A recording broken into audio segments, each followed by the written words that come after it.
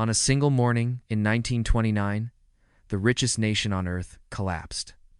Not from war, not from famine, not from invasion, but from numbers that suddenly stopped making sense.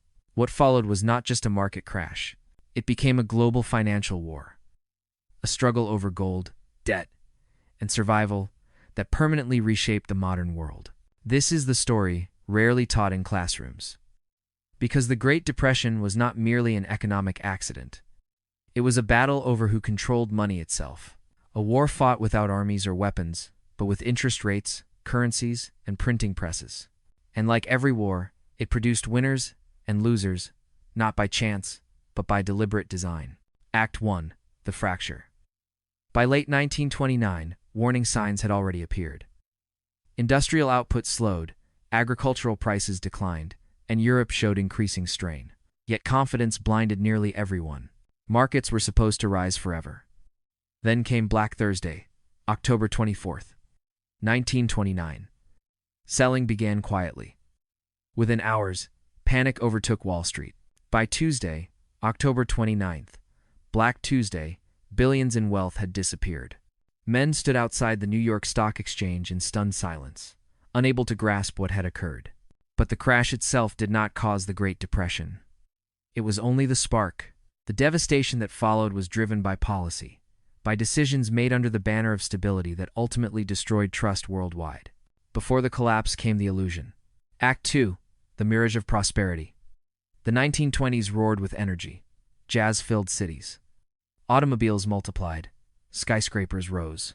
America emerged from the First World War confident and dominant. Europe was weakened, its gold drained, its debts mounting. The United States became the world's banker, its factory, its financial center. Wall Street replaced London as the heart of global finance. Credit flowed easily. Speculation spread everywhere. And the Federal Reserve, barely a decade old, fed the frenzy. Banks encouraged stock purchases on margin. For every dollar owned, 9 more could be borrowed. Clerks, farmers, factory workers all believed riches were inevitable. The Dow surged. Newspapers called it progress. But prosperity built on debt is not prosperity. It is leverage. And leverage always breaks. Act 3. The money war begins. After the crash, the Federal Reserve faced a critical decision. Inject liquidity or defend the dollar. It chose restraint. Bound to the gold standard, every dollar required gold backing. Officials feared excessive printing would trigger foreign redemption of gold, so instead of easing, interest rates rose. Liquidity vanished. Banks collapsed. Between 1930 and 1933, nearly 10,000 American banks failed. Depositors lined up in desperation, only to find empty vaults. The crisis spread. It was no longer a market collapse. It became a global monetary breakdown. Act 4. The Gold Trap. The gold standard, once the symbol of stability, became a tightening snare. Fixed currencies meant that when gold left a nation, leaders were forced to raise rates, slash spending, and cut wages to restore balance. This deflation was economic self-destruction. Britain saw unemployment soar beyond 20%. Germany descended into despair that fueled extremism. In America, factories shut while gold sat untouched in vaults. The gold standard was designed to impose order. Instead, it synchronized collapse. Every nation was bound to the same failing system. Act 5. Britain breaks first. In 1931, gold drained from the Bank of England. The pound weakened. Wage cuts and spending reductions failed. In September, Britain abandoned gold. The pound fell 30% overnight. The shock was immense. For generations, the pound had been trusted like gold itself. Now it was floating. Yet recovery followed. Exports increased. Credit loosened. Production slowly returned. The lesson was visible, but few dared to follow it. Act 6. America clings to gold. The United States held firm. President Herbert Hoover insisted that sound money was a moral obligation. The outcome was devastating. Deflation tightened its grip. Prices fell by 1/3.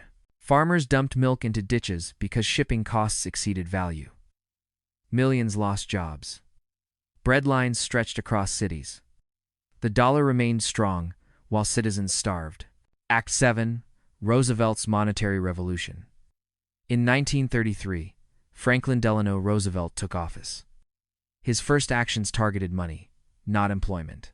He declared a national bank holiday, freezing the system. Then came Executive Order 6102, mandating the surrender of private gold. Americans exchanged gold for $20.67 per ounce. Months later, gold was revalued to $35. The dollar was devalued by 40%. It was the largest wealth transfer in American history, shifting value from citizens to the state under the banner of recovery. Inflation, the hidden tax, had returned. Act 8. The Currency Wars. Once America devalued, others followed. The 1930s became a global race to weaken currencies. The dollar fell, then the franc, then the lira, then the yen, and the world entered a new financial era, shaped not by markets alone, but by power, policy, and control over money itself. Tariffs rose. Trade collapsed. Later, economists would call it competitive devaluation, but in reality, it was economic warfare. Each nation tried to export its pain onto others. The result was a fractured world divided into rival currency zones: sterling, dollar, yen, gold, each defending its own territory. Globalization reversed, and the damage reached far beyond finance. It became political.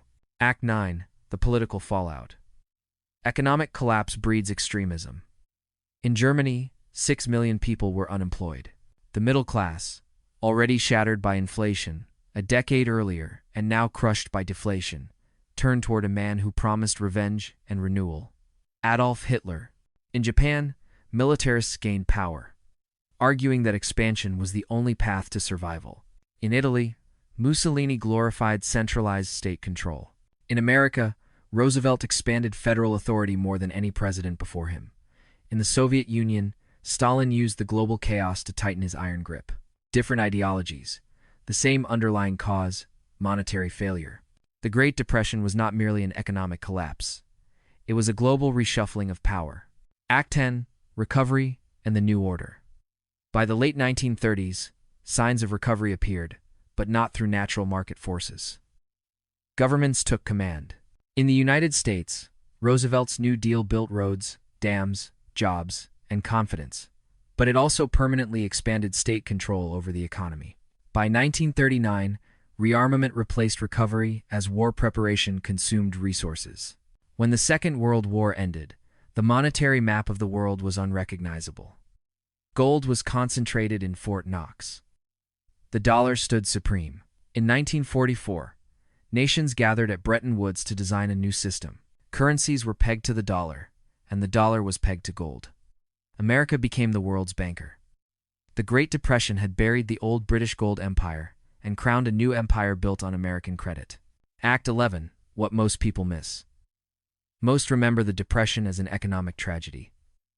It was that, but it was also a massive transfer of power. The gold standard did not disappear because it failed economically. It vanished because it constrained political authority. Defending gold meant austerity, unrest, and riots. Abandoning it meant inflation and control. Either path imposed the cost on citizens. Every rescue, every bailout, every act done in the name of stability pushed power upward. From savers to states, from markets to bureaucracies. The Great Depression was not just a collapse. It was a takeover, from gold to paper, from individual freedom to centralized management. Act 12. The Modern Echo. If this sounds distant, look again. In 2008, the world faced another financial crisis. Banks failed, credit froze. This time, central banks printed trillions. Instead of deflation, they chose inflation.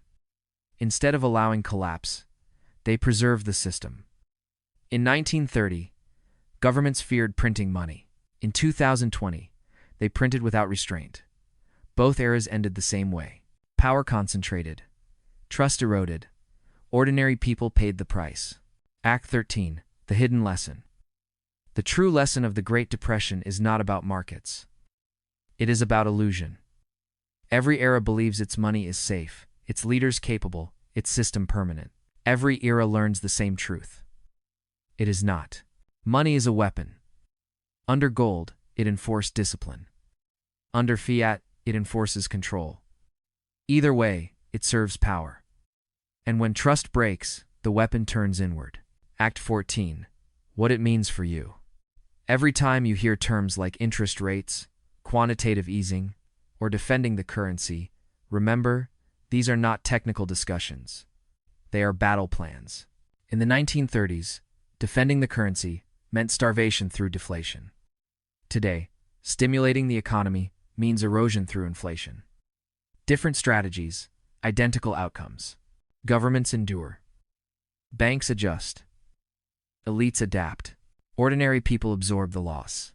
The Great Depression was not the end of capitalism. It was its transformation from a system anchored in gold to one sustained by promises. Act 15. The warning. History does not repeat. It echoes. When debt grows unchecked. When speculation runs rampant. When central banks become both arsonists and firefighters. The pattern returns. The 1970s. 2020. Different decades, the same rhythm. Each time, money is weaponized. Each time, trust is damaged. The Great Depression was not just an event.